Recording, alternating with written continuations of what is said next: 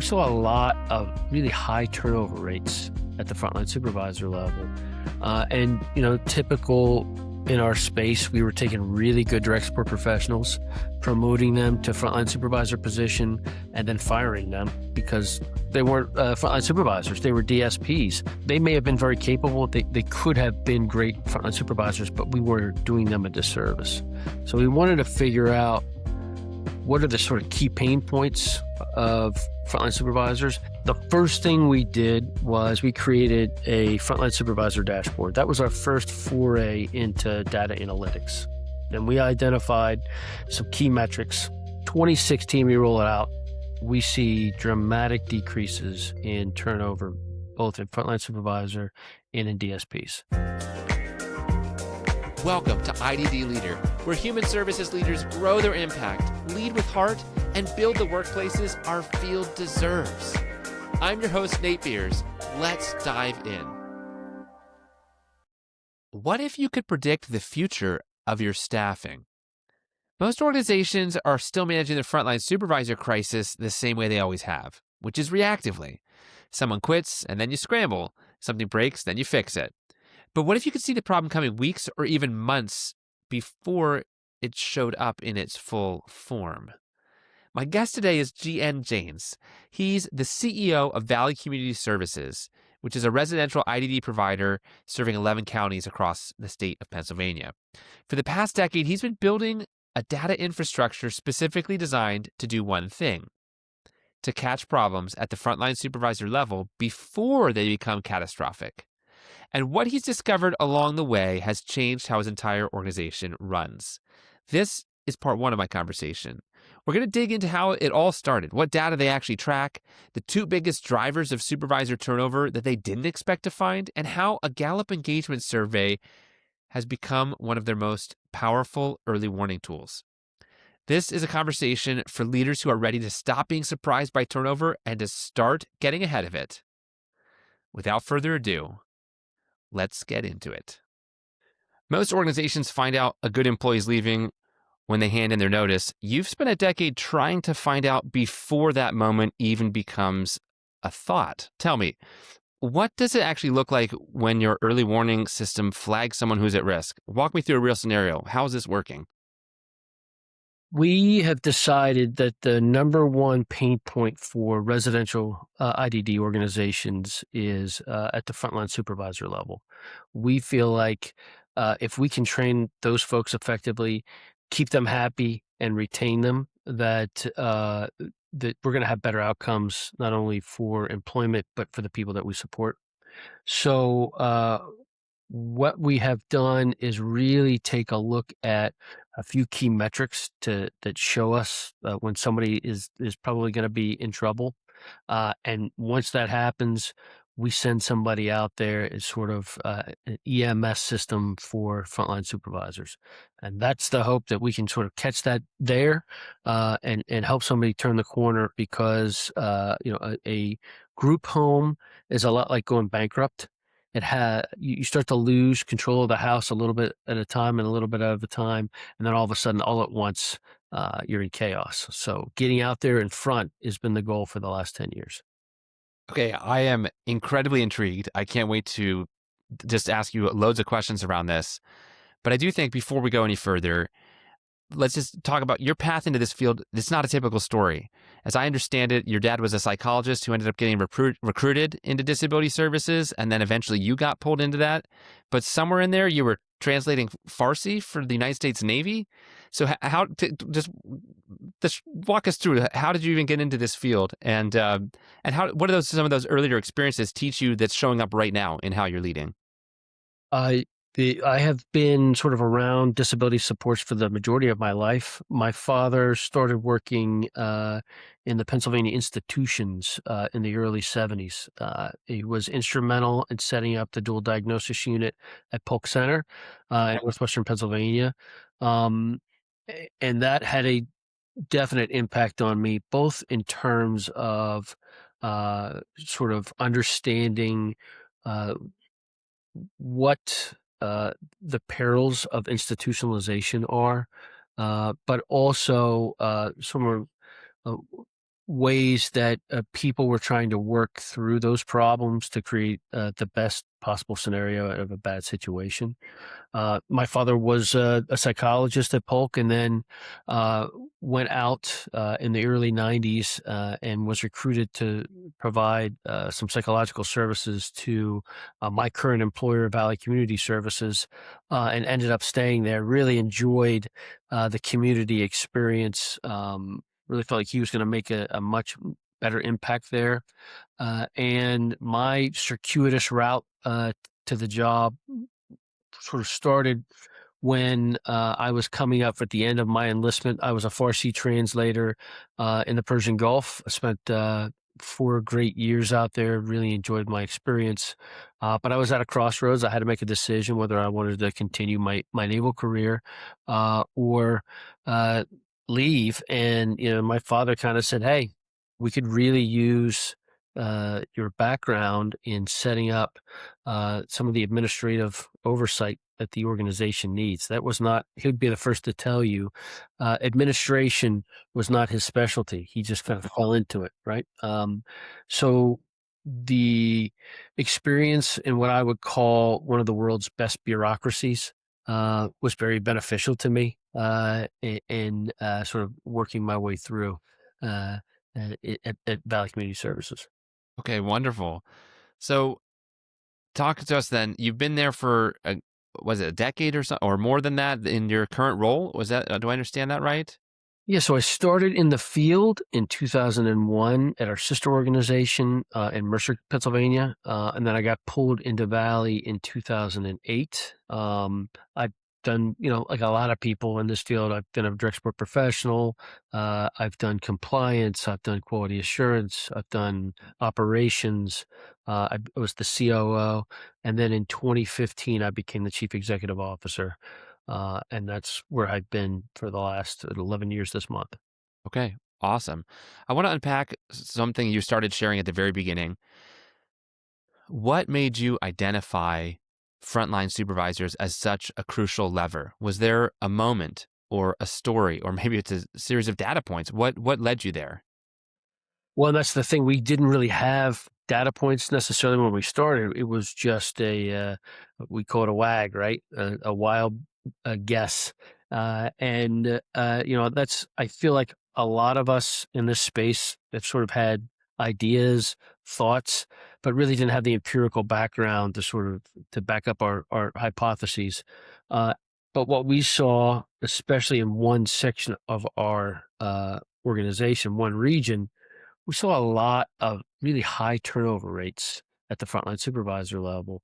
And, typical in our space, we were taking really good direct support professionals, promoting them to frontline supervisor position, and then firing them because they weren't frontline supervisors. They were DSPs, and they may have been very capable. They may have had an opportunity to sort of they could have been great frontline supervisors, but we were doing them a disservice.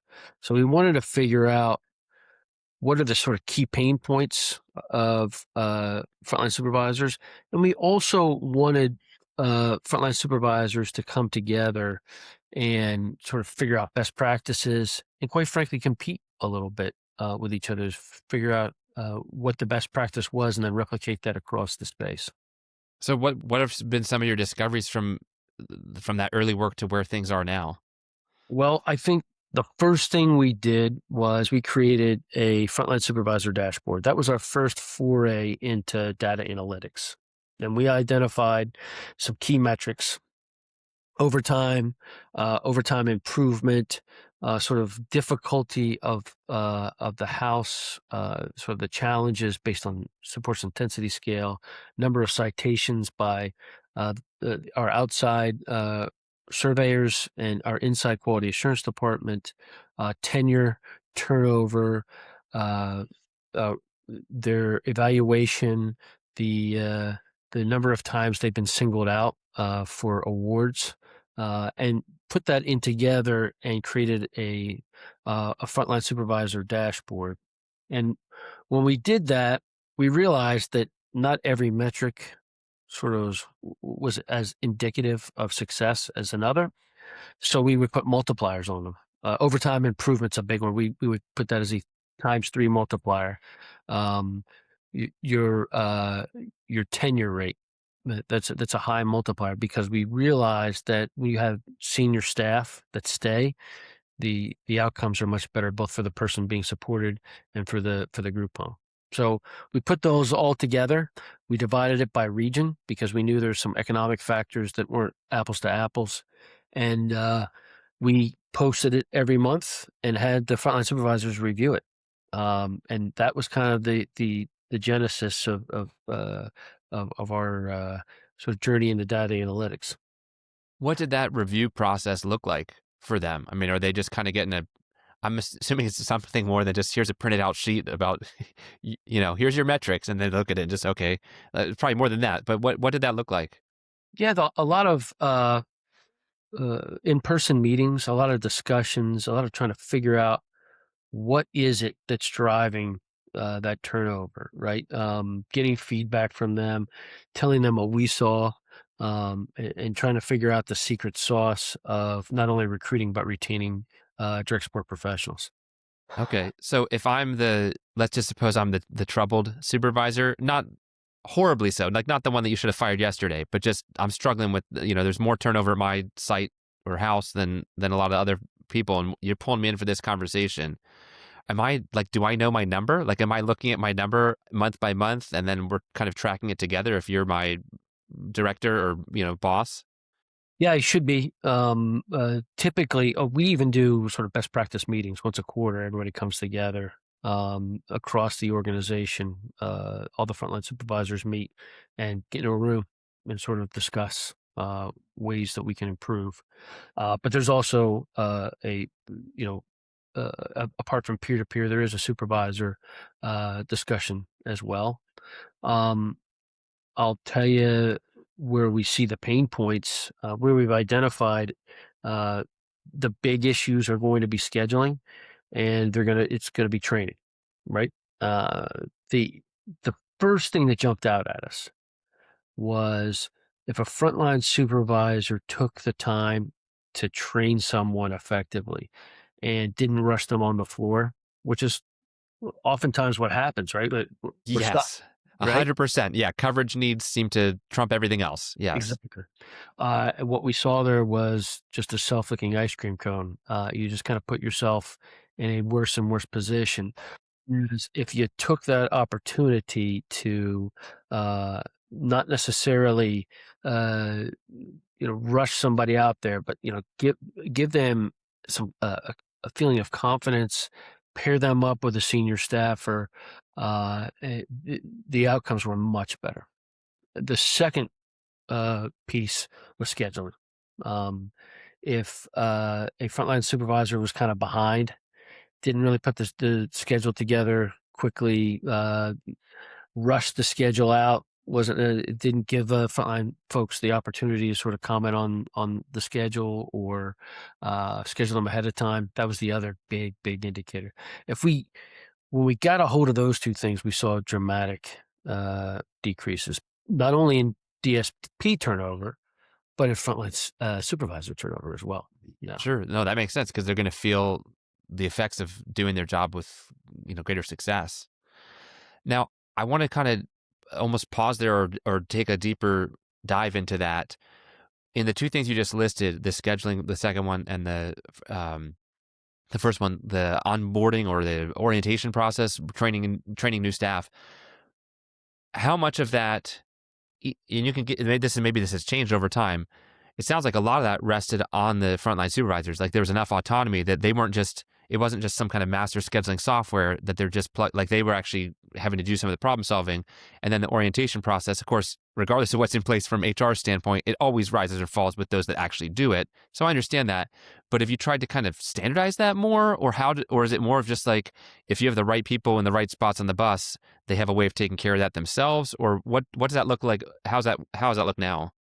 Yeah, we were sort of uniquely geographically challenged. We cover 11 counties across Pennsylvania, but we only have about 500 employees. I mean, there are places in Pennsylvania where there are 500 employees in one county. So what we saw was that we needed to create a sort of franchise system where there's a standardized training, but we're going to really heavily rely on the local trainer to sort of make sure that the cheeseburger tastes the same across the state. So that was one thing we still work on. I mean, that's a continuous quality improvement. We want HR to go out there and take a look, audit training, make sure that it's being done effectively or at a minimum consistently, right? But anytime you're spread like that, you're going to see it's a benefit and a drawback, right? If I have a hole in my HR onboarding system and everybody goes through the same onboarding process, I might not be able to necessarily highlight the best practices that are sort of being undertaken if it's happening in 15 different locations.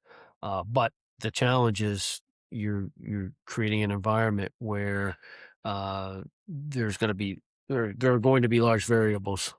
So mitigating those as best we can while still trying to figure out, oh, hey, that's a great idea. Let's make sure we replicate that across the state. It's important.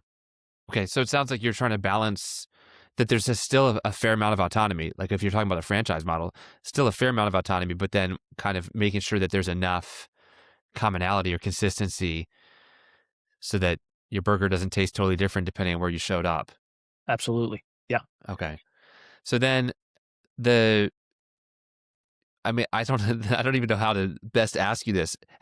Is it working? Like, are you seeing the progress? Like, if you've been tracking data, I'm assuming you can literally point to things that have changed over time. Have you, as you've pulled different levers or made different adjustments, are you seeing the kinds of changes that you were hoping to? I tell you what, especially initially, so 2016, we roll it out. We see dramatic decreases in turnover, both in frontline supervisor and in DSPs. And then 2020 happens. COVID hits, right? And the entire system has been sort of upended. Um, the the paradigm shifted away from sort of, hey, best practices to it's like we're in survival mode. We're pulling staff from our non-residential programs in, and I'll be quite honest, we started to see a decrease in retention, a decrease in satisfaction. And so that's when we had to sort of pause and reset and figure out, well, what are there other levers that we can pull to bring those high levels of satisfaction back. And we came up with a couple uh, ideas that I think are definitely helping. The first, we engage in an annual satisfaction survey, and I shouldn't say satisfaction, an engagement survey. It's a Gallup 12 questions. We ask 12 questions of every person inside the organization, ranging from, hey, do you have the tools necessary to do your job, all the way up to, do you have a best friend at work? And uh, that was a great sort of lever for us. It gave us insight into what our frontline folks were thinking, how engaged they were, and let us really focus and concentrate on on on sort of key pain points. And we take a few of those questions every year and focus on them to try to drive that score up. And it has gone up. Okay. And do you get how do you help make the participation, you know, make the rubber meet the road with as far as I mean, do you get good participation or a lot of times I hear that, people fill it out, but it there's often like an eye roll that comes with that, right? Like, oh, here's the engagement survey, you know? So there's two pieces to that. The the percentage of folks that have filled it out has been around 70%, which we've talked to Gallup. That's a really good standard. We're happy. There's always going to be a push to get as much engagement as we can. The second and more important piece, Nate, you hit the nail on the head. When you get asked what's wrong with an organization, and the organization says thank you, and then doesn't respond, that's when you see really clear. You had people that are disengaged. You see even a higher degree of Sure. support. Yeah. They really have to know that you're going to sit down, review the data, and then figure out how to improve it. And that's why we don't take all 12 questions, right? We take two or three. and then we really sort of hit them hard across the organization. I've got a great CAO, Chief Administrative Officer, Deb Lanzo. She's my change agent, and she's made it her mission to follow up and figure out ways and talk to direct support professionals, talk to frontline supervisors, gauge why they feel the way they do, and try to make proactive changes moving forward. So that has helped, and it's another data point. That's the beauty of it. Yeah, no, absolutely. And that what you said is, I think, a really huge point, which is that somebody owns it at your organization. And I mean, every org wants the whole org to own it, but you also need a name in that box of someone that's going to actually make sure that the types of follow through that need to happen are happening, and the types of communication that need to happen are happening. So I really like that a lot. I'm curious, as gosh, you guys are what, like 10 years into the dashboard, the data tracking. Is there data that really surprised you? Something that caught you guys off guard, or you didn't see coming? Yeah, um, I think we underestimated the power of the schedule. I think that's the number one driver. We're still short staffed, right? We haven't figured out the magic matrix yet. We're obviously in way better shape than we have been historically, but uh, when people don't have consistency and they don't have, they don't know what they're going to do from week to week, that really creates a burden. And if you can get a hold of that schedule and keep it consistent, boy, I don't think I really understood how much of a problem that is when I first looked into this. Um, the other sort of stats, the other big driver is tenure. Uh, the longer you are at this job, the better of a DSP you're going to be. The less of a chance that you're going to overlook something like a pureed diet, put people in material danger. But you're also going to sort of understand how the system works. You're going to be able to navigate it. And if you've been in it long enough, you really start to get a fundamental understanding of why we do what we do, and you're going to be the key that drives positive outcomes for the people that we're supporting.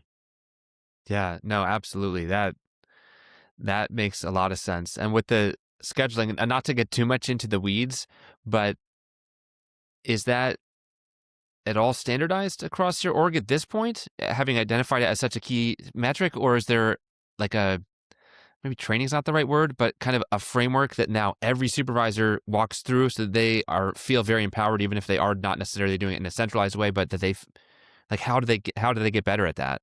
Yeah, our HR department works hand in hand. We talked about the early intervention factors. We identify it. HR comes in and gives them a sort of template uh, based on the ratio of the folks they have. Right, it's difficult because not every house needs the same level of staffing. Not every house has the same mix of full time and part time employees. So helping you sort of create a standardized uh, format based on your particular experience, I think is important, but also giving that frontline supervisor, once they're armed with that knowledge, the autonomy to make those schedule changes as the DSPs need is really, really important. It's that balance. I think it's important. Okay. I want to also come back to, you talked about the different, trying to get almost predictive. Now I understand there's limitations with that. There's limitations with it, but everybody recognizes that retention is a lagging measure. And I often equate it to saying it's like trying to drive while looking through your rearview mirror. Like, you see where you've been, and that gives you some indication of where you're headed, but it's not the same as actually looking ahead.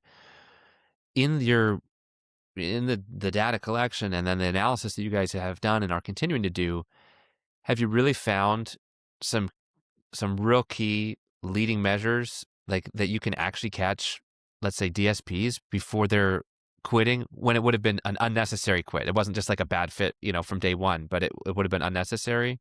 And if so, then what do you do in that situation? So we found a couple of things. The Gallup 12 question survey is a wonderful sort of measure of what the atmosphere is in a particular home.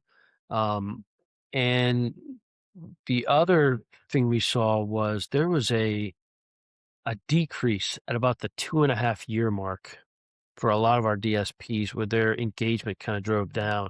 If they, after 6 months, obviously, every sort of seasoned vet will tell you, hey, if I keep you for 6 months, you're going to stay for a while, right? But that doesn't necessarily measure your engagement.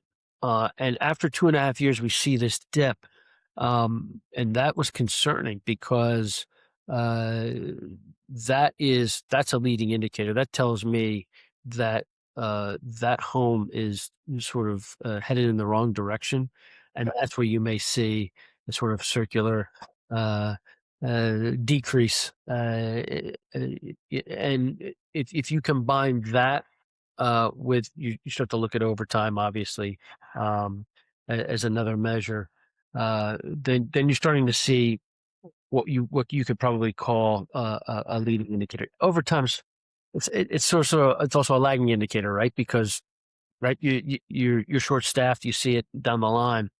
Um, but what we've done is we've plugged in all those existing measures. We plugged in the Gallup 12 question survey, and we're working with a partner now to use AI, generative AI, to hopefully help us figure out those data points. And the more data points we can put in, I think the better off we're going to be.